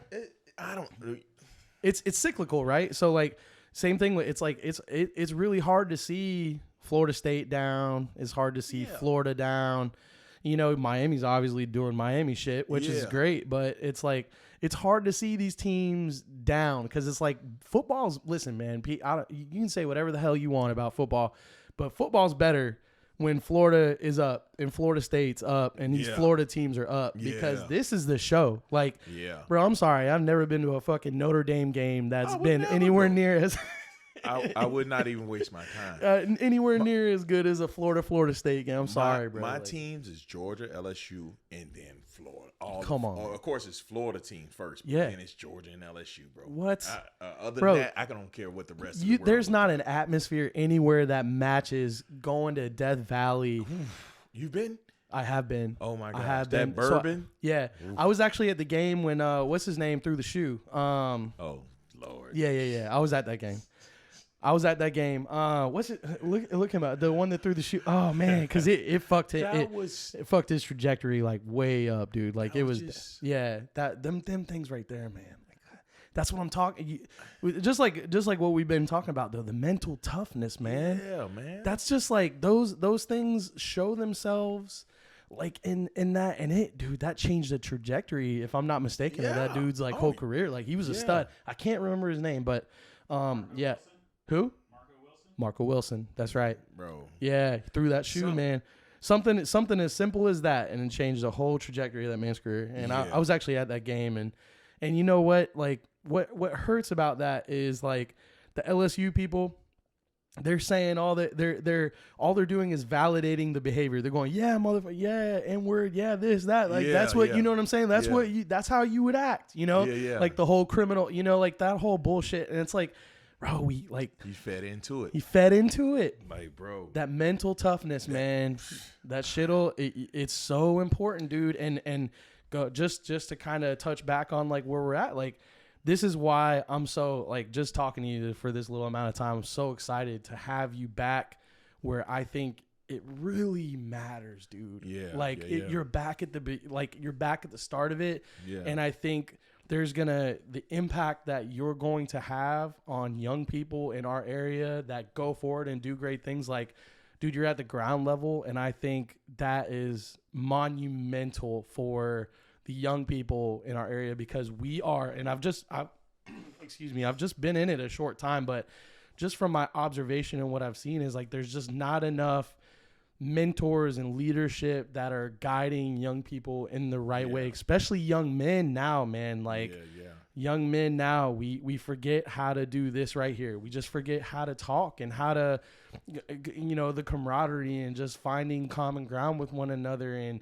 growing with one another, struggling with one another, going through all those things and coming out of the other side better for it. We don't have that anymore. So to have someone like you just in a building and accessible to some of these people, I think it's gonna make a huge impact, dude. Man, I definitely appreciate that, bro. Yeah. I definitely appreciate it. It, like, for me, man, I think why I've been somewhat successful at coaching is like, I think my guys know, like, I want you to run through a wall for me, but I will run through one for you too. You know what I'm saying? I think that's important, man. And then, like, understanding these kids have stuff going on at home. They have stuff going on in the classroom. They have stuff actually going on in their personal life.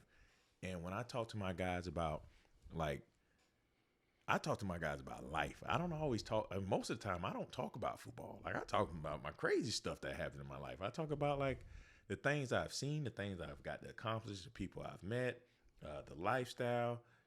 But when I start talking about these things, there's always a reason. Like, if I talk about the lifestyle, I talk about the regrets, the immaturity, the lack of focus, the reason I didn't make it as long as I should have, so on and so forth. If I talk about the people I met, it's because, well, I got to this place in life by being respectful. I did X, Y, and Z. I took care of X, Y, and Z, and I got a chance to meet the president. I got a chance to go to this place. I got to, you know, so, like, when I talk to my guys, and they'll tell you, man, I tell some funny stories. I tell some crazy stories about some junk I done been in college or something I done did in the NFL or whatever it may be, but it's always the reason behind my story. You know, I don't just sit there and shoot the shit for no reason. But I talk to them about life and try to get them to understand, like, ain't shit always going to be easy. Ain't everything gonna always be, things aren't going to always be great. There's going to be times where you go through hard times. And I've been down that road. I've had great times. I've had hard times. I've had in between times. I've been steady. I've been depressed. I've been up. I've been down. I've been through a lot, and I've been blessed to, like, get through it, you know, because it's, you know, like I know, it's a lot of players that kill themselves because they can't handle it no more, or when that life is taken away from them, that lifestyle or the the popularity is taken away from 'em. A lot of guys get into alcohol or battle this and battle that. And it's like, for me, I take that as a tool to be like, hey, this isn't going to last forever, but let me show you, if you get to this level, this is how you should do it. If you get to this level, this is how you should do it. And this is what you should try to give back. Like, what I want to get back into is doing football camps, backpack drives, because I used to do those. I used to do them on as much as possible. Like, I had a nonprofit, and like, even with the money I would make for my football camps, 100% of it, even though it's my funds or me and my partner's funds, 100% of it is like, hey, we're going to do 1,000 backpacks this year. You know, we're going to do what we can afford this year. And like, I want to get back to doing that, because I think it's very important that these young men understand, like, man, you got to give back. You got to give some of your time back one way or another. If this community supported you, or you want the youth to understand or support you, you got to give back. You got to spend time with them outside of just football. Like, the reason I'm taking the Palm Bay High job, teaching job, is so I could be at the school. So like it's going to be a thing where I'm going to let all the teachers know, email me. And if my player get in trouble, email me. Send them to me. I'm going to sit them down. We're going to conversate. If he continues this behavior, we're going to find us a solution. You know what I'm saying? Like, because some of these young men don't have fathers at home. Some of them living with their grandparents, and their grandparents are just trying to stay afloat. Right. You know what I'm saying? If Right. they're living with their grandparents and their grandparents are still working 40-hour weeks, no grandparent's supposed to be out here working 40-hour weeks. So now you got a grandparent working 40-hour weeks and trying to take care of a young man. Right. That's a lot you're asking. That's a lot you're asking of a single mom or a single dad. So wherever I can chip in at or be a part of, I'm going to try to chip in at and be a part of. Sure. Like, that's the importance of being on campus. It's bigger than football. And like I was talking to Nefi yesterday, I was like, listen, I want to put a lot of posters up on the wall of trade school information, military information, because let's be real, most of these guys ain't going to be playing football. They're not going to be playing football in college. That's real. Like, let's talk about trade school. That's right. Like, that's honestly probably your best option, especially if you're young and you could get into it. If you could get into HVAC, if you get into plumbing, you know these guys make six figures. That's right. You know, so it's like, let's be smart about it. Like, and if you hate college, you might want to go to trade school. Yeah, like, college isn't for everybody. Like, yeah, it's not for everybody. You know, I got a my guy that I used to work for. His son plays lacrosse in college, and you know, both his sons. One's 6'6", the other one's 6'8", but he's only 14. Well, he's 15 now. But he had me talk to his son, and his son ended up going to college, but he wasn't gonna go. And I ended up talking to him. I was like, man, bro, go experience that. Boy, you 6'6", boy, you look good. You about to go have some fun, whether you know it or not. Like, just experience it if you can, because you have the athletic ability, and they're going to give you a scholarship. Go try it out. You don't have to stay.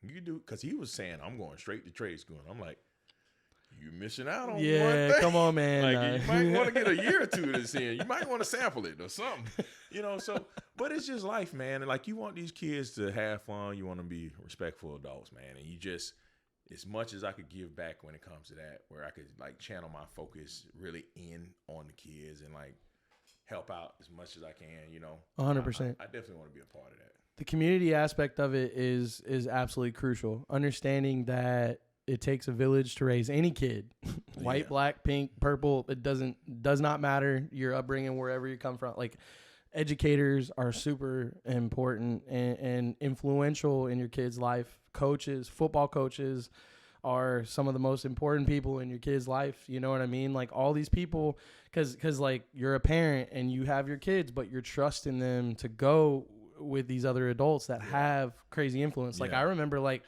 Coach Kaufman, man, shout out Coach Kaufman. I would text Coach Kaufman, or not text. I would call Coach Kaufman, before I would call my dad in a lot of ways. My ass was out at the Kingeries getting my truck stuck.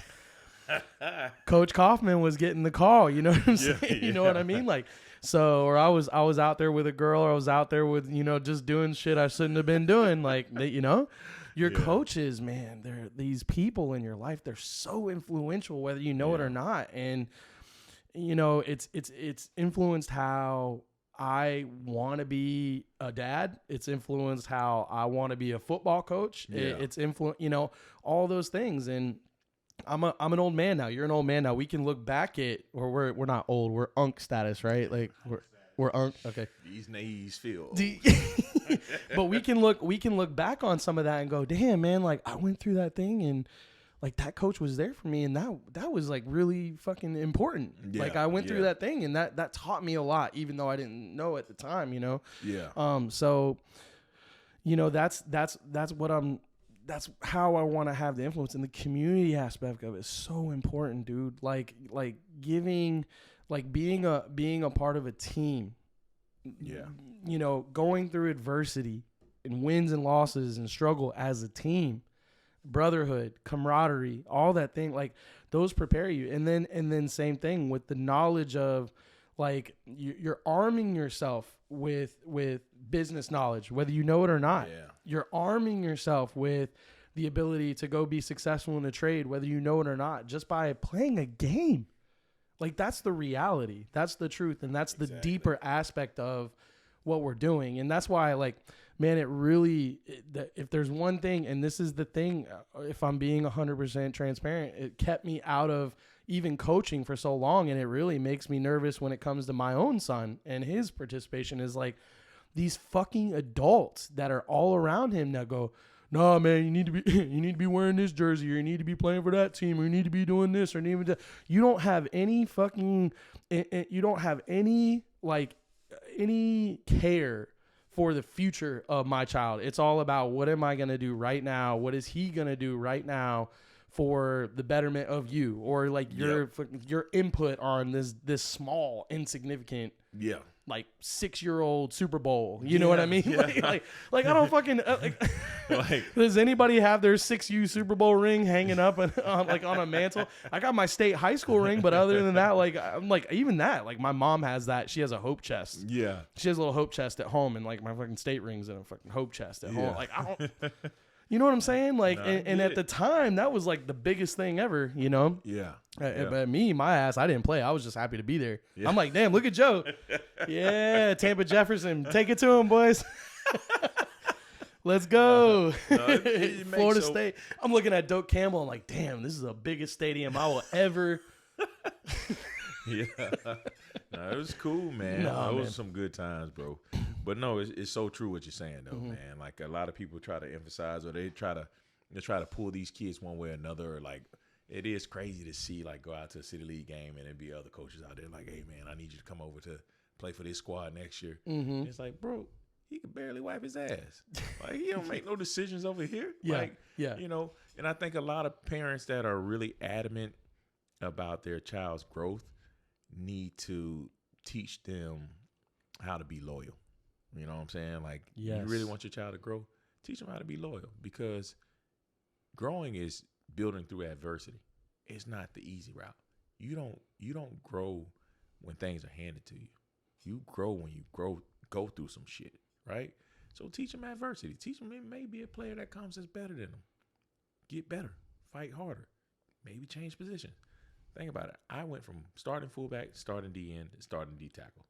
I played 1 year at D tackle, went 4th round. I went through adversity. I had Jarvis Moss, Derek Harvey. They were better. Ray McDonald, better. And I just kept moving in. And plus, they let me eat whatever I want. So it made it easy. It was an easy decision. Yeah. I kept moving in. Hey, I got to do what I got to do to make ends meet. I have a daughter I got to feed. I got to figure this shit out. I got to go through adversity. And it made me who I am. You know what I'm saying? Mm-hmm. If you continue to be like, yeah, you could transfer. Next thing you know, transfer portal is going to be happening in the middle of the season. Mm-hmm. Like, this is the cutoff deadline, October. Food, the season is halfway over. What you mean? That's what they're going to start doing. Because think about it. What do they do in the NFL? If they want to trade you. Trade deadline, yep. You're damn right. Mm-hmm. So they turn it in such a business, and it continues to trickle down. Like, it'll go from the NFL, then it'll go to college. Guess what? Once it goes to college, it's going to slowly go to high school. So it's just like, and all you got to do is look at the history of it, because it's all has happened over time. Bro, I saw transfer portal, like, announcements for, like, 8U football, and I'm like, I'm not looking at this shit no more. I'm not looking at this shit no Are you more, dog. serious? Oh, I swear, bro. I'm telling you, bro. I'm not looking at it no more, bro. I can't because telling you. I'm like, I have a hard time keeping my mouth shut anyway, and I'm like, I'm gonna fire off and say some dumb shit that doesn't have anything to do with me. You know what I'm saying? I'm like, this is like the shit that keeps me up at night. And my wife's like, you need to like go to bed. Like, it's true though, man. It's just like, you know what I mean? You're like, teaching these it's kids the wrong things, man. You're teaching these kids, and this is a real thing. Like when you're growing up, let's say if you grow up and your dad lives over here, your parents are separated, right? And let's say your mom's more strict and your dad's more lenient, and you get to choose which parents you want to go live with. More than likely, you're gonna go where? Your mom's, right? Or I mean, your dad's, who's ever more lenient, right? Whoever lets you do what you want to do. Kids naturally choose the path of least resistance. Like that does not build character. What builds character is fighting through stuff, is growing through stuff, is learning by failure, you know? So like these kids that continue to choose paths of least resistance in the working world, what are they going to do? They're going to quit and they're going to try to continue to find another job that's easier, or they're going to just quit on life, period. Because they're like, well, when I was playing or when this, I used to just be able to change. That's not the real world. You don't get to just change. You got to figure it out. Yeah. You got to fight through it. And it's like, it's tough to see these kids just be like, man, you know, I played at Timbuktu 2 and they gave me, I was the starter, but this school is talking about giving me $1 million now. So I'm going to go over here because they can only give me 800,000. And it's like, bro, sit your dumb ass down and finish. Like, like, look at that quarterback. Prime example.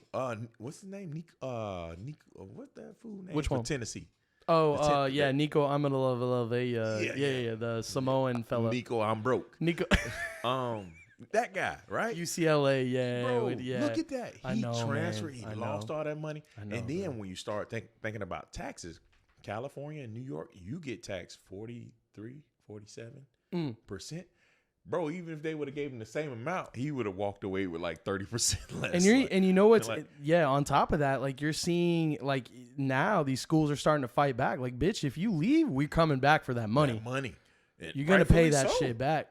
Yeah. Rightfully so. Like, listen, if it ain't a upfront guarantee for this year, I think they should have every right.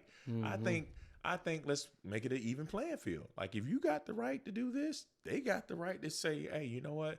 You didn't live up to this part of the contract. We need X amount of dollars back. That's right. So whenever you sign your new contract, just you're gonna have to pay us part of that. You know, so it's just like these colleges got to buy out coaches and this, that. Shit, imagine that. It's just an ugly business, man. Where else in the real life can you go and just suck ass and they're like, hey man, we'll pay you $8 million to just fuck off? Like, where else in the world can you do that? I don't know, but if y'all think of it, I will apply. Me too. I will apply. If you need like a really mediocre like football coach, yeah, I will for sure apply for that job. Y'all trying to win 2 games or whatever. Yeah. I got at least 2. We got at least 2 in us, don't we? You know, yeah. we got at least 2 dubs somewhere. I promise you I will apply for that job. I'm about to get online and look now. I'm going to get on Indeed today. Failing football coach. Buyout expected. Dog. Well, listen, bro. Hey, man, we've been shooting the shit for like 2 hours. Yeah. I got to go home and do some chores. My wife going to kill me. No, bro, listen. I appreciate the shit out of you, man. This has been awesome, dude. This has been awesome. Yeah. We gonna do this again. No, we got Joe Cohen part 2, part 3. We got a lot of stuff we got to cover, man. But just dude, I know we just like scratch the surface, and I appreciate you so much, dude. Oh, I man, think sure, bro. I think you being the person that you are, being willing to like speak to people like me and just people out there and share a little bit, I think it's going to be really impactful, dude. The more like, cause again, just like you being nice guy Joe, everybody knows you as like humble Joe, quiet Joe, all that. I'm excited to see this other part, man. I'm not going to lie. What other part? You're starting to share your story, starting to come out of the shell a little bit, starting to talk, man. I'm like, hey, yeah, what do you say? Big badass Joe. Nah, they ain't gonna see King that Kong part. Joe, bro. They ain't gonna see that part. Nah. Listen, man, don't throw my kid's scooter out on your way out, bro. There. No, but for real, man. Look, dude, I love you as a brother, man. I'm lucky to know you, and I appreciate you. And yeah, bro, it's gonna be a lot of fun. I see. Yeah, man, it's gonna be a great time, brother. Hey, we need to even do this off the mic. I'll give you some real stories. No, Okay. Nah, your wife. I'm ready. Your wife would kick me out. Nah. She already knows. She deals with my ass 24/7. She already knows what happens in this room, bro. We get wild on these things, man. Yeah. Trust me. But no, next time maybe we'll put a little bourbon in the cup, and you know what I'm That saying. sounds like a plan. Can we invite Neefy too? Neefy can come. We could duke it out of here. Yeah. Florida State versus Florida. Oh my man. God. Florida State versus Florida Pie. Well, listen, bro. I love you, dude, and let's bro. wrap this thing up, all right? All right, bro. All right, man. I appreciate you, brother. Let's go, bro. Yes, All right, sir. see you. Joe Cohen, everybody. Bye. Got a quart tank left in my new Elex. In my Elex, man. But that's all right. Cause I'm gon' ride. Got everything in my mama nine. Got everything in my mama nine. But I'm hood rich. Da da da da da da da.